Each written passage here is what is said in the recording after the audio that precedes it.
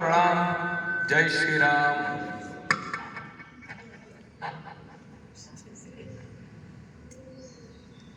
कि जीवन में कुछ सीखना है तो प्रतीक्षा करना सीखिए।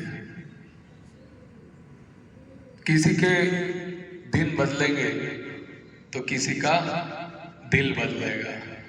एक छोटी सी कहानी जो हमारे जीवन में बहुत बड़ा बदलाव लेकर आएगी, बहुत बड़ा परिवर्तन लेके आएगी, हमारे जीवन में अनुशासन के महत्व को समझाएगी। कहानी एक किसान की। एक बार एक किसान एक महात्मा जी के पास जाता है और उनसे प्रार्थना करता है कि महात्मा जी कोई ऐसा उपाय बताइए, कोई ऐसा तरीका बताइए कि जिससे मैं प्रभु के दर्शन कर सकूं, साक्षात दर्शन कर सकूं, उनसे बातचीत कर सकूं, उनसे संवाद कर सकूं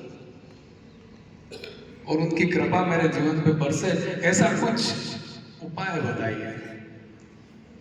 तो महात्मा जी ने कहा ठीक है, देखो अगर आप चाहते हो कि प्रभु के साक्षात दर्शन करना चाहते हो, आप चाहते हो कि उनकी कृपा आपके ऊपर बरसे, आप उनसे संवाद कर पाओ, बातचीत कर पाओ, तो आपको अपने जीवन में कुछ नियम को फॉलो करना पड़ेगा, कुछ रूल्स को फॉलो करना पड़ेगा।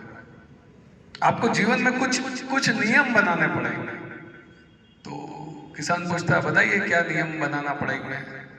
तो एक काम करो, कोई बहुत बड़ा नियम नहीं है, आप रोज एक नियम पक्का बना लो कि रोज मैं मेरे गांव में जो ये ठाकुर जी का मंदिर है, रोज मैं उनके दर्शन करने जाऊंगा। एक नियम पक्का होना चाहिए आपका, किसी भी वजह से ये नियम टूटे ना नहीं चाहिए।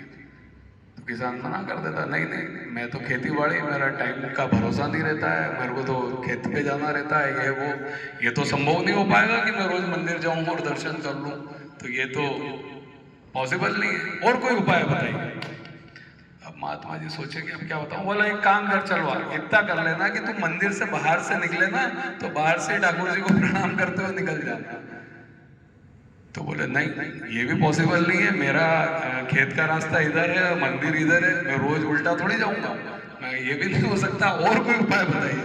अब महात्मा जी संकट में, यार कि क्या नियम दो इसको। बोले एक काम, महात्मा जी सोचते हैं कि यार क्या तू इतने में खुद ही बोल पड़ता है कि एक काम करो क्या महात्मा जी। बोले क्या।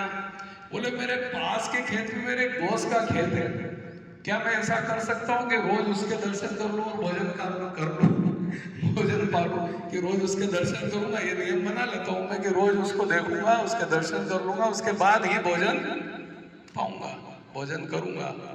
महात्मा जी बोलते हैं वाह चल ठीक है, तू कोई तो नियम बना रहा है, यही नियम सही है, पर इसको बराबर तरीके से पालन करना। तेने कहा है कि उनके दर्शन नहीं करूंगा तो मैं भोजन नहीं करूंगा।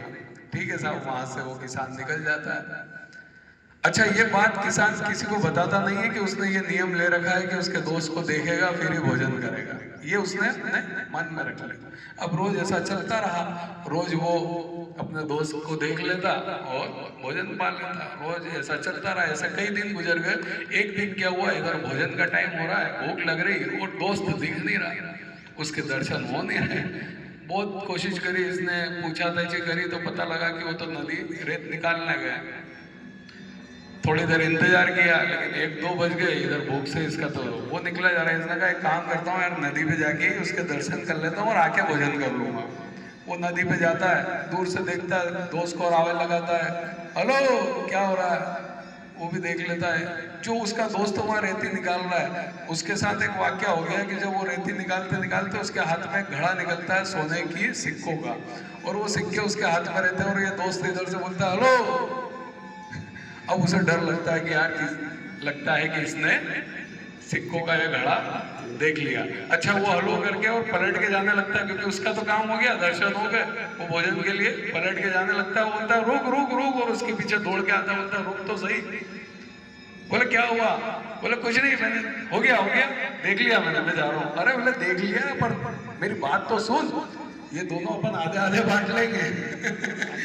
ये दोनों सिक्के अपन आधे आधे और आराम से अपना जीवन चलेगा। देख अपनी दोस्ती जारी है और अच्छे दोस्ती से अच्छे प्रेम के साथ हम अपना जीवन बिता लेंगे तो आधे सिक्के तू रख।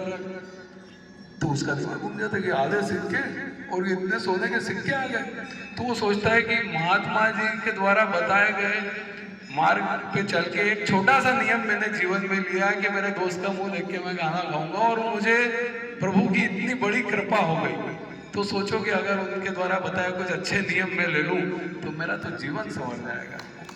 तो वो दोनों दोस्त महात्मा जी के चरणों में गिर जाते हैं और उनसे फिर और भगवान के बहुत बड़े भक्त बन जाते हैं और अपना जीवन अच्छे से गुजारते हैं। कहानी छोटी सी है लेकिन एक बहुत बड़ा संदेश हमारे जीवन में देती है कि जीवन में अनुशासन का बहुत महत्व है। अनुशासन के द्वारा कुछ रूल्स को फॉलो करके ही हम जीवन में कुछ पा सकते हैं, जीवन में बहुत बड़ा बदलाव कर सकते हैं।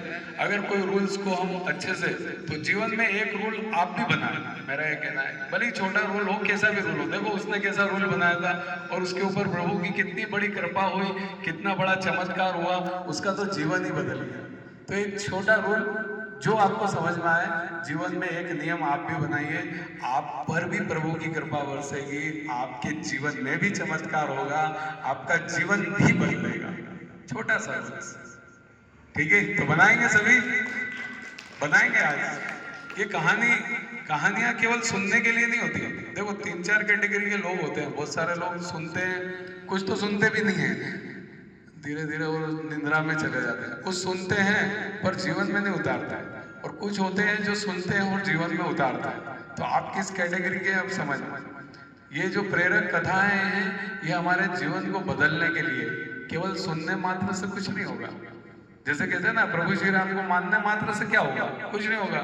मैं रोज आऊं, रोज उनके, भले अयोध्या जाके रोज मैं उनकी पूजा अर्चना कर लूं तो क्या हो जाएगा, कुछ होगा क्या, मेरा भला हो जाएगा। अगर मैं इनके आचरण को, राम जी के आचरण को, उनके व्यवहार को, उनकी अनुशासन को, उनकी मर्यादाओं को अगर जीवन में न उतारूं तो क्या कुछ होगा, क्या कोई बदलाव आएगा, नहीं ना। तो ये हमें सीखना है। तो ये जो प्रेरक कथाएं होती हैं हमारे जीवन को बदलने के लिए होती हैं। जब हमारा नजरिया बदलता है तो फिर ही हमारा जीवन बदलता है। तो नजरिए को बदलो और जीवन जीने के तरीके को बदलो। बदला हर आदमी, कितना ही नेगेटिव इंसान हो, वो बदला जा सकता है, ठीक है। कितने उदाहरण पढ़े कि पता नहीं कितने लोगों ने क्या से क्या कर दिया, वो क्या थे और क्या हो गए, है ना। डाकू वाल्मीकि जी क्या थे, क्या हो गए, है ना। तो कितने उदाहरण है ऐसे। और किसने बदला है, किस चीज ने बदला है मालूम, शब्दों ने बदला है। शब्द इतने महंगे हैं कि एक व्यक्ति 1 घंटे बोलने का 50-50 लाख रुपए भी लेता है, करोड़ों में भी लेता है। शब्द इतने महंगे। सबसे ज्यादा दुनिया में अगर कोई चीज महंगी है तो वो है शब्द। सबसे कीमती कोई चीज है तो वो है शब्द। जो आदमी का जीवन, शब्दों से क्या नहीं हो सकता। एक आदमी बम बांध के कूद जाता है, आतंकवादी बन जाता है। शब्दों का ही तो जादू है कि वो आतंकवादी बन जाता है और उसे डर भी नहीं रहता है, बम को अपने शरीर में बांध के कूद जाता है। तो शब्द ही उसको आतंकवादी भी बना सकते हैं और शब्द ही उसको राम भी बना सकते हैं। राक्षस भी बन सकता है आदमी और भगवान भी बन सकता है। इन शब्दों के ऊपर सारा खेल है। तो छोटी छोटी बातें हैं जो हमारे जीवन को बदल सकती हैं, बस बदलने के लिए हमें तैयार रहना होगा। तो आज के लिए बस इतना ही।